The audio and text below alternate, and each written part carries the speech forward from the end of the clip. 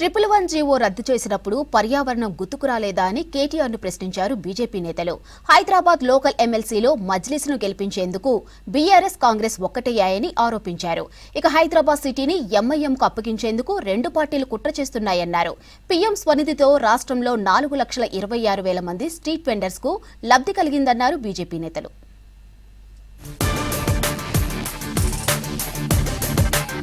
కేంద్రం ప్రతిష్టాత్మకంగా ప్రవేశపెట్టిన పీఎం స్వనిధితో తెలంగాణలో 4,26,000 మంది స్ట్రీట్ వెండర్లకు లబ్ధి కలిగిందన్నారు కేంద్ర మంత్రి కిషన్ రెడ్డి.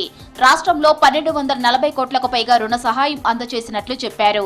ఆత్మనిర్భర్ నిధి కింద లబ్ధిదారుల్లో 65% మహిళలే ఉన్నట్లు చెప్పారు. బీసీ, ఎస్సీ, ఎస్టీ వారికే ఎక్కువగా ప్రయోజనం కలిగిందన్నారు కిషన్ రెడ్డి. ప్రజాస్వామ్యంలో ఉంటూ హైదరాబాద్ లోకల్ ఎమ్మెల్సీ ఎలక్షన్స్ కు ఎలా దూరంగా ఉంటారని బీఆర్ఎస్ కాంగ్రెస్లను ప్రశ్నించారు కేంద్ర మంత్రి బండి సంజయ్. బీజేపీకి మద్దతు ఇచ్చిన కార్పొరేటర్లను వచ్చే ఎన్నికల్లో గెలిపించే బాధ్యత తీసుకుంటామన్నారు. దమ్ముంటే రాష్ట్రంలో వక్ఫ్ ఆస్తులు, ఆదాయం, వ్యయాలపై వైట్ పేపర్ రిలీజ్ చేయాలని డిమాండ్ చేశారు బండి సంజయ్.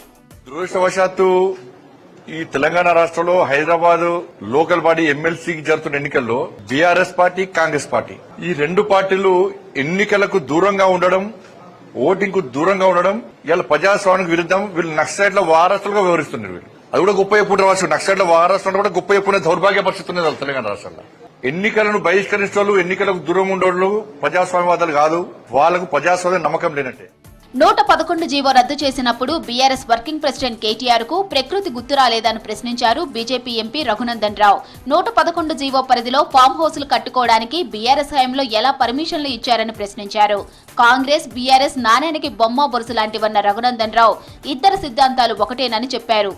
400 ఎకరాల గురించి ఇంత జ్ఞానోదయం అయింది కదా నీకు, బోధి వృక్షం కింద కూర్చుంటే కేటీఆర్ గారు.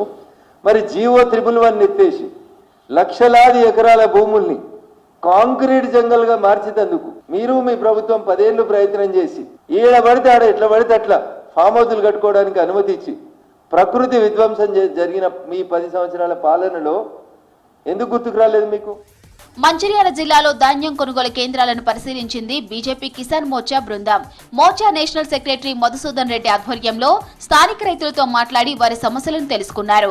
కొనుగోళ్లలో దళారీల ప్రమేయం లేకుండా గట్టి నిఘా పెట్టాలని కలెక్టరేట్లో వినతి పత్రం అందజేశారు.